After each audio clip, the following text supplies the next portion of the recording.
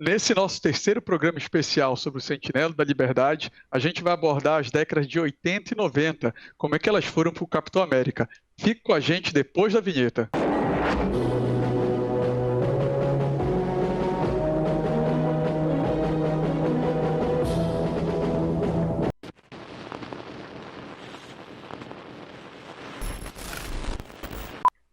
Fala pessoal, seja bem-vindo a mais um Perdidos no Tempo, é aquele Perdidos no Tempo especial, os 80 anos do Capitão América, a gente fazendo aquela viagem pela história do personagem ao longo da década. Você que vem acompanhando a gente aqui já deve ter se inscrito no nosso canal, já deve ter feito algum comentário elogiando ou xingando a gente.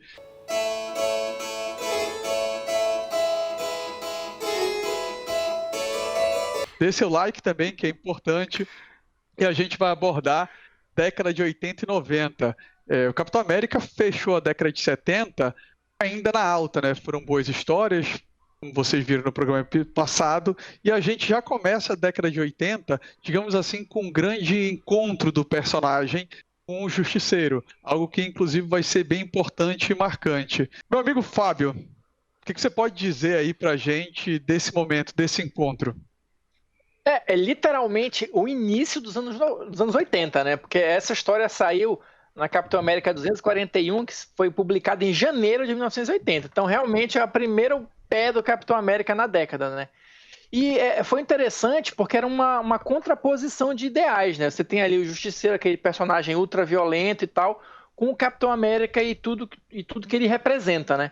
É só um detalhe interessante, é que nessa época a personalidade do Justiceiro ainda não estava completamente definida nos quadrinhos, né? Tanto que alguns anos depois ficou estabelecido que o Justiceiro ele não gosta dos super-heróis, mas o Capitão América é o único que ele respeita. Ele tem um respeito muito grande pelo Capitão América. Os dois personagens tiveram até algumas histórias juntos, bem depois, né, mais pra frente, onde isso é retratado. Mas esse primeiro encontro foi o início dos anos 80 para o Capitão. E o começo dos anos 80 é bom pro Capitão, né? Porque a gente já tem em 80 e um pouquinho mais para frente ali, uma fase do John Byrne e o Roger Stern, e eles conseguem, é uma fase curta, mas eles conseguem pegar vários elementos ali que no final da década de 70 eles estavam sendo colocados por alguns escritores, e eles conseguem aglutinar, que é a questão do Capitão América ficar no Brooklyn, ele começar a resolver questões ali mais locais e se questionar também como um personagem fora do seu tempo. Eu acho que foi uma fase que tentou aproximar o Capitão América de um lado mais humano, né? Ele morava no Brooklyn. De onde você veio? Queens! Brooklyn. Trabalhava como ilustrador comercial, ele tinha uma namorada judia, que era a Bernie Rosenthal, né? Então, assim, o Roger Stern e o John Byrne, eles foram muito felizes, né? Porque, como tu falaste, foi uma fase bem curta mesmo.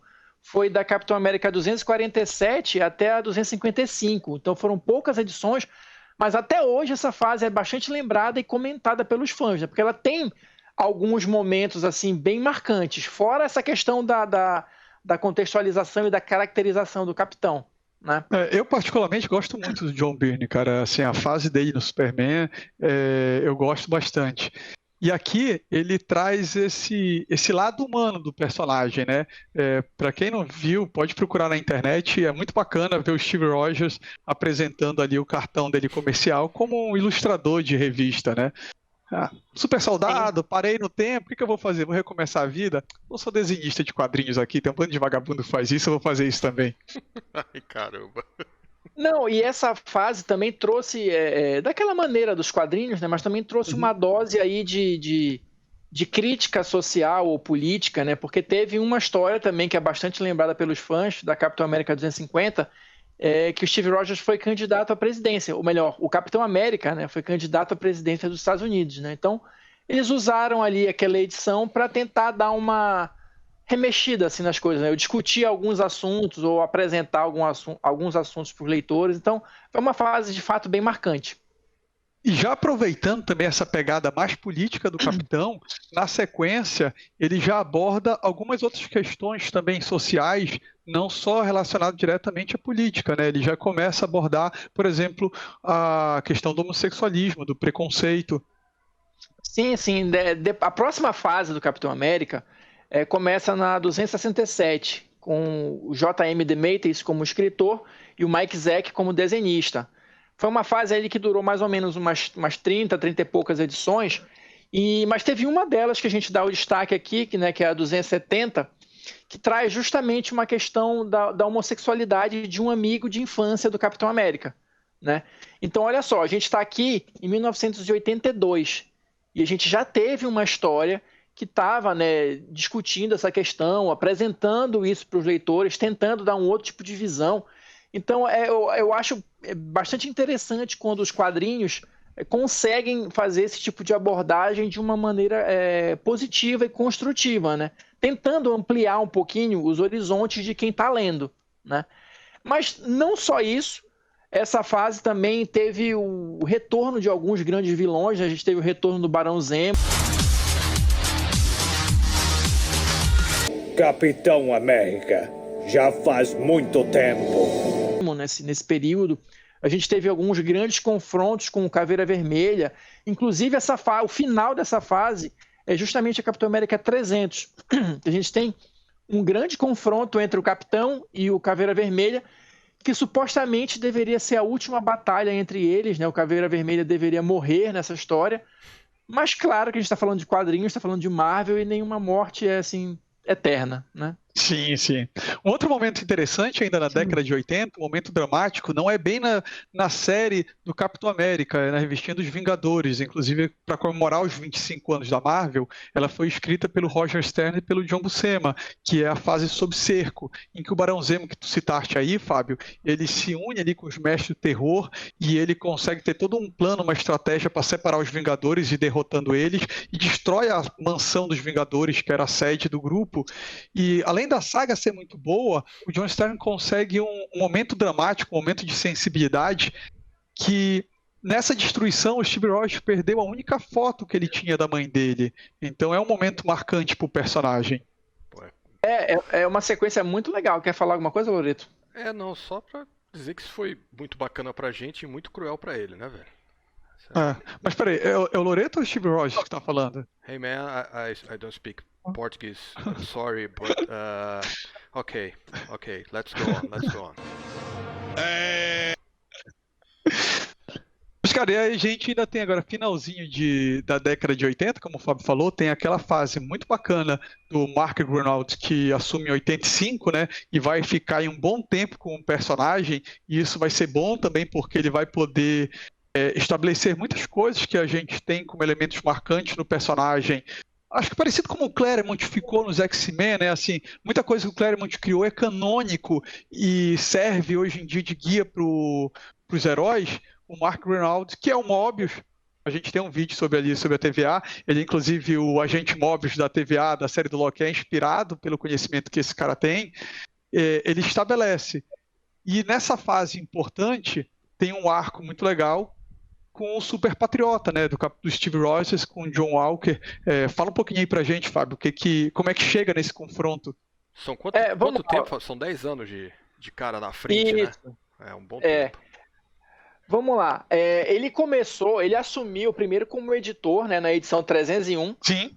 E a partir da 307, ele assumiu também como escritor. Então ele ficou 10 anos, de 85 a 95. Então, como o Oswaldo bem falou, muito do que a gente conhece, ou daquela geração que leu, que cresceu lendo Capitão América, foi a criação do Gruenwald. Então, só para citar aqui alguns exemplos, foi ele que criou os Apátridas, o Apátrida, melhor dizendo, né, e depois a organização dos Apátridas, que apareceu na série do Capitão e o Falcão e o Soldado Invernal. Ele criou o Ossos Cruzados, que é um dos grandes inimigos do Capitão América. Ele criou, que foi foram personagens bastante recorrentes naquela época, a Sociedade da Serpente, né, que era um grupo de vilãs baseadas em cobras, né, diferentes tipos de cobras e serpentes. Dentre elas, a Cascavel, que foi namorada do Capitão América durante esse período quase todo. É uma personagem que teve bastante destaque. Então, tudo isso foi criação do Mark Gruenwald. Até a gente chegar nessa que talvez seja a grande história dele, uma das histórias mais emblemáticas dessa fase, que é a troca, né, da identidade do Capitão América. Mas como é que a gente chegou nisso aí, como o Oswaldo perguntou? Senta que lá vem a história. Nesse período, teve uma história que mostrou que o governo americano pagou para o Steve Rogers todos os salários dele atrasados desde a época da Segunda Guerra Mundial, né? Então ele ganhou aí uma bolada. Justamente com esse dinheiro, ele montou uma hotline, né, uma linha de acesso que as pessoas podiam ligar para ele de qualquer parte do país para pedir ajuda para alguma coisa que estivesse acima da capacidade das forças policiais locais. Todo aquele negócio, aquele esforço de tentar aproximar o personagem da comunidade, vamos dizer assim, do humano comum do universo Marvel, né? Só que tem um porém. Por conta disso, o governo chegou com ele e falou assim, olha, a gente te pagou aí todos esses salários atrasados, mas então isso quer dizer que você é um funcionário nosso, né? Você é um agente público do governo americano. Só que isso ia tolir a liberdade dele como herói, né? Ele começou a ser questionado por uma comissão de assuntos super-humanos do governo dos Estados Unidos, né? Peraí, você é herói, você é funcionário nosso, mas você é independente demais. Se você é funcionário nosso, você é funcionário do governo. Ali é cara crachá, servidor público padrão. Fato. Eu sou. Tem que fazer o que a gente manda. Tem que bater ponto, tem que fazer o que a gente manda. Claro, o Steve Rogers não se contentou com isso, né? Não quis fazer parte disso. E quer saber? Então tá aqui o escudo, tá aqui o uniforme, eu não vou mais ser o Capitão América, né?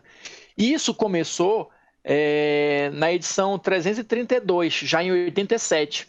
Tá? O Steve Rogers abandona, né, o uniforme e aí o governo vai atrás de um substituto. Eu acho interessante citar aqui que, como todo mundo sabe, o escolhido foi o John Walker, né, mas ele não foi o único que foi considerado para assumir o lugar do Capitão América. Então, entre outros personagens, a gente teve o Jack Monroe, que era o Nômade, né, que a gente citou também nos programas anteriores, né?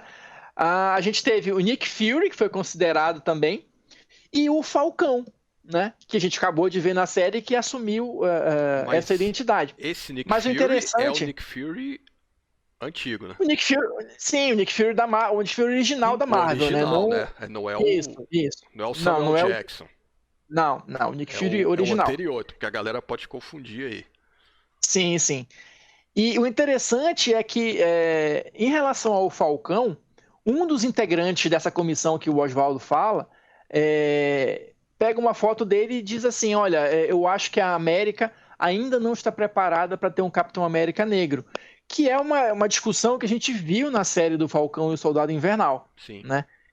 Então, assim, só fica o detalhe aí que desde aquela época, desde 87, né, já se brincou, entre aspas, com a ideia do Falcão assumir a identidade do Capitão América, né?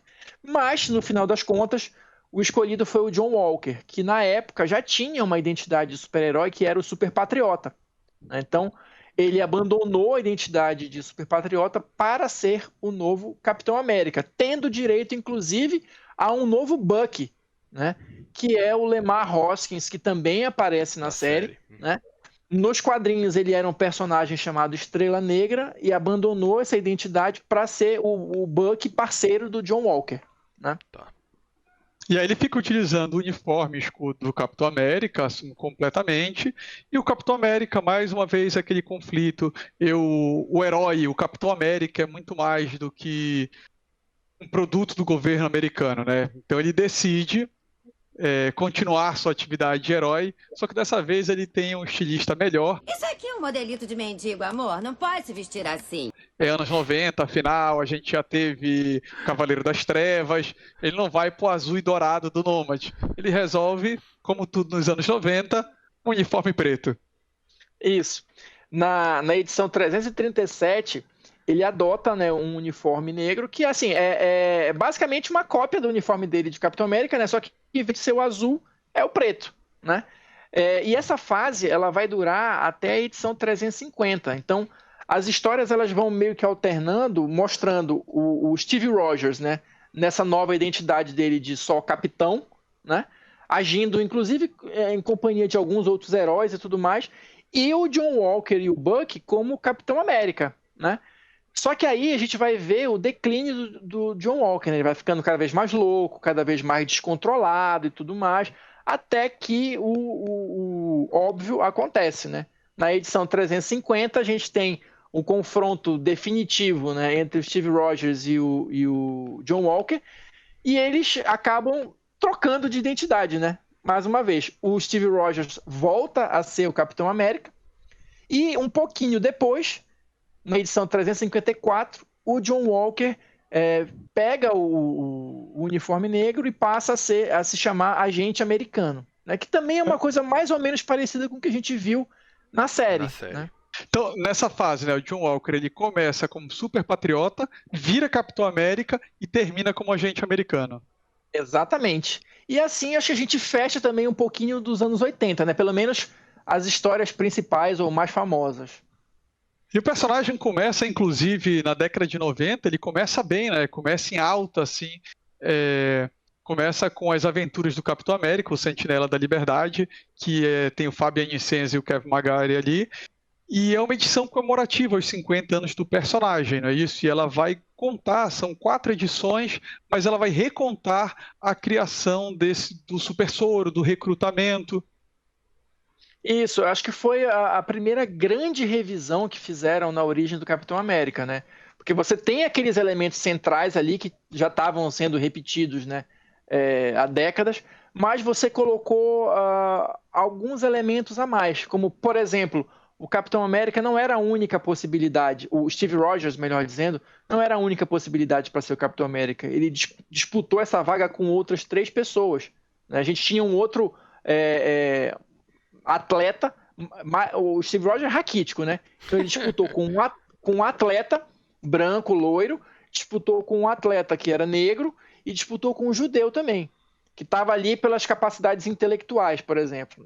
Por exemplo, não, era isso. Então eles passam por uma série de provas e testes e por várias circunstâncias o Steve Rogers acaba sendo escolhido. Então, assim, não é que só tinha ele. Né? Na verdade, a história meio que dá a entender que sobrou ele. Né? Ele era o único ali que podia assumir aquela bronca e assim ele se tornou Capitão América. Então é uma história bastante interessante, né, que dá uma outra visão sobre a origem do personagem. E aí, na década de 90, a gente tem finalmente o Mark Gruenwald passando o bastão, né? E quem assume é o Mark Waid. Inclusive, ele é um período curto, são só 10 edições, mas é um período bem interessante ali. Eu acho que esse arco fica conhecido como Operação Renascimento. Isso.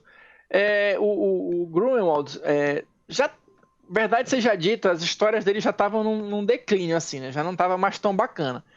Então ele deixa, né, a frente da revista do Capitão e o Mark Waid assume e dá um gás novo, né?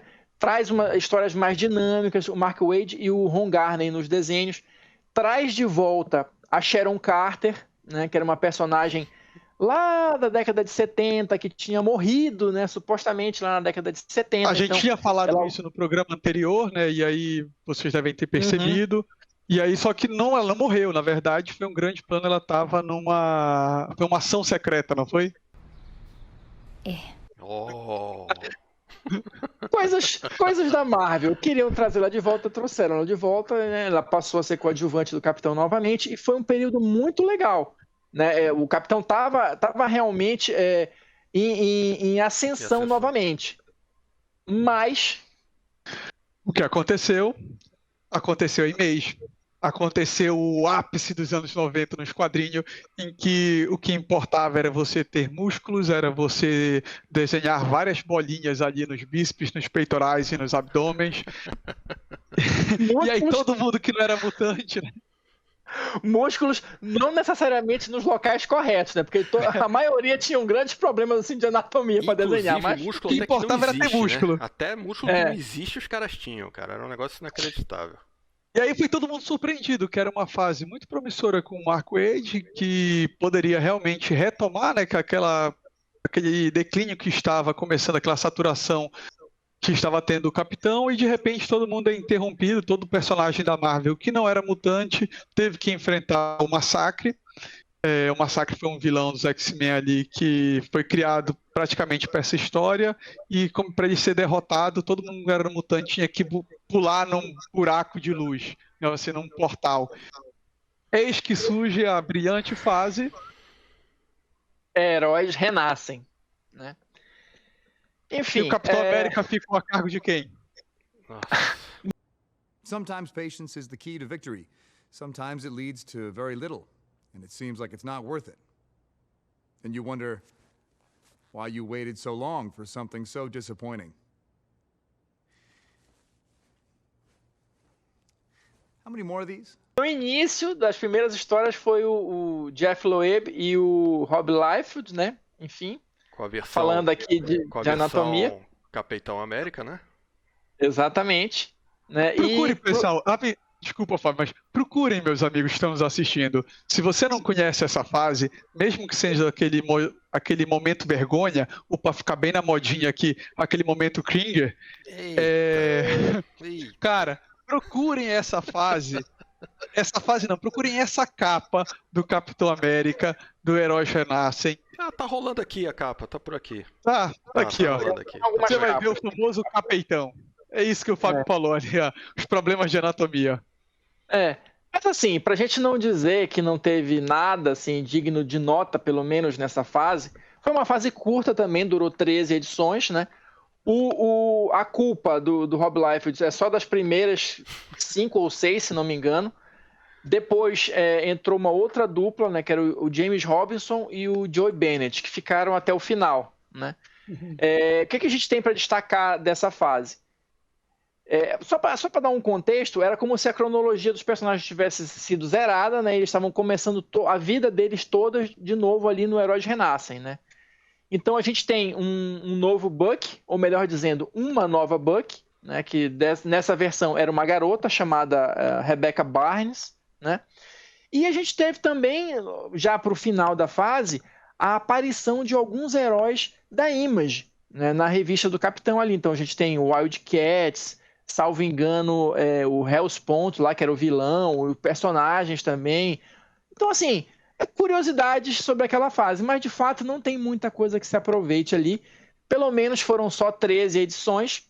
E aí, esse buraco, esse portal que o Oswaldo falou que a galera pulou, na verdade se revelou que era um universo compacto ali criado pelo... Era o Franklin Richards. Era o Franklin Richards.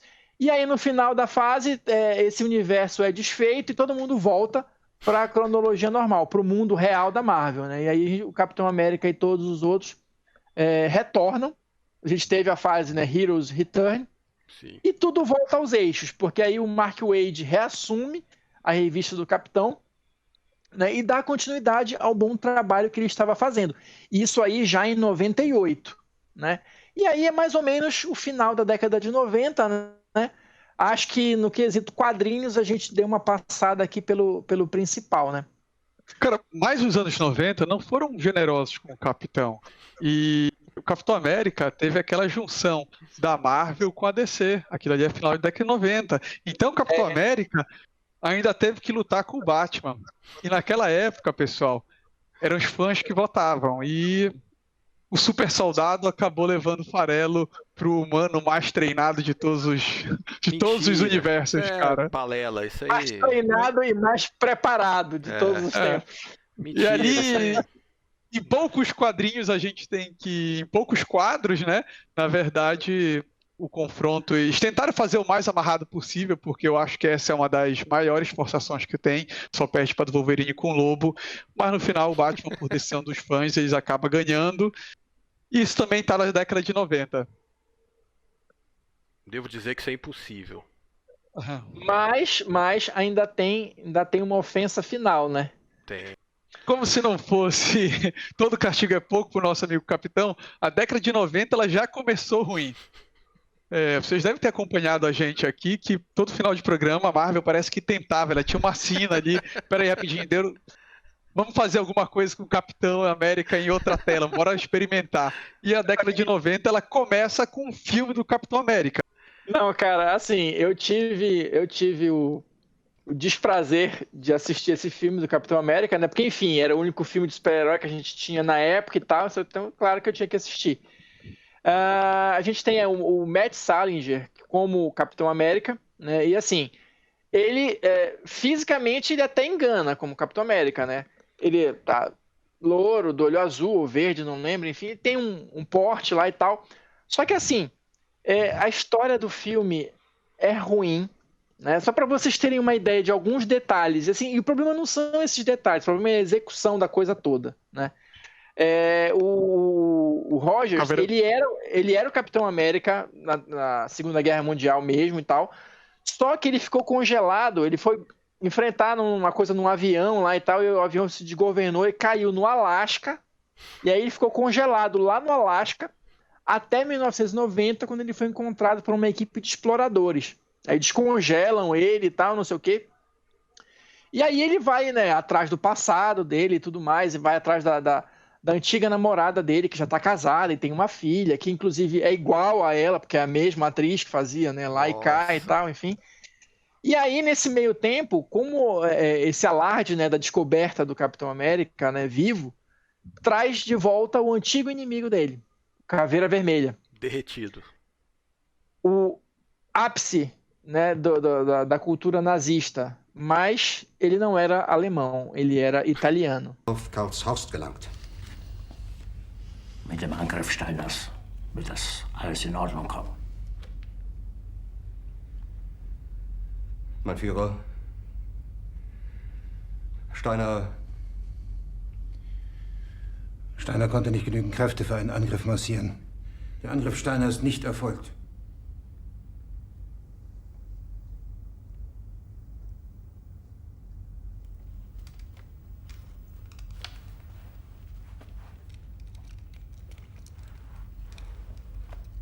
Né, no filme. E a história toda do filme, né, tem toda uma conspiração, etc e tal, e eles vão pra Itália, né? Então o negócio todo é na Itália, né? E o Caveira Vermelha, ele tem uma feição deformada já normalmente como humano, e depois ele tem uma máscara. A maquiagem dele até que não é muito ruim, não, considerando assim, né? Mas enfim. O bom mesmo, assim, pessoal, se vocês entenderem o nível da produção, era o escudo do Capitão. O escudo do Capitão, hoje em dia, você encontra em qualquer brechó, qualquer comércio de importados, cara. Era um negócio de plástico de brinde de aniversário, entendeu, pessoal? Cara, aquele frisbee, né, que a galera jogava, sendo o frisbee tamanho de família. Mas assim, o uniforme dele era fiel aos quadrinhos, com as limitações orçamentárias, é claro. Era uma roupa normal, enfim, uma roupa, né, colante. E isso é importante, né, Fábio? Eles tentaram, diferente das outras produções para televisão e telefilmes no passado, eles tentaram realmente fazer algo próximo dos quadrinhos. Até porque tinha a chancela do Stan Lee. O Stan Lee era produtor. Não foi algo que assim, alguém comprou os direitos e nunca li a revistinha, deixa eu fazer. Tentaram convencer, já estava rodando já há algum bom tempo na década de 80 e convenceram o Stan Lee que a Marvel estava precisando nessa época, e aí essa chancela, só que ninguém apostava muito em filme de heróis. Normalmente pegou aquele frisbee ali, pegou esse outro pedaço de plástico que o Loreto tem, pintaram pintaram ali coisa do Capitão, te vira, meu amigo. Não, assim, o filme ele tem uma produção ruim, né? Eu acho que tudo que eles tinham de dinheiro, eles gastaram na máscara do Caveira Vermelha, que, apesar de não ser uma maravilha, é o que tem de melhor, entre aspas, né? Porque todo o resto... Até, assim, eu falei que o uniforme do Steve Rogers é parecido com o do quadrinho, mas ele também pouco usa o uniforme. É aqui e ali e tal. É ele correndo pelas ruas da Itália com uma motoca, às vezes, com a menina na garupa. Enfim, se você quiser ter essa oportunidade de assistir o filme, esse prazer... Eu acho que ele até tem no YouTube completo, salvo engano. Então, vai lá por sua conta e risco. Depois não culpa a gente.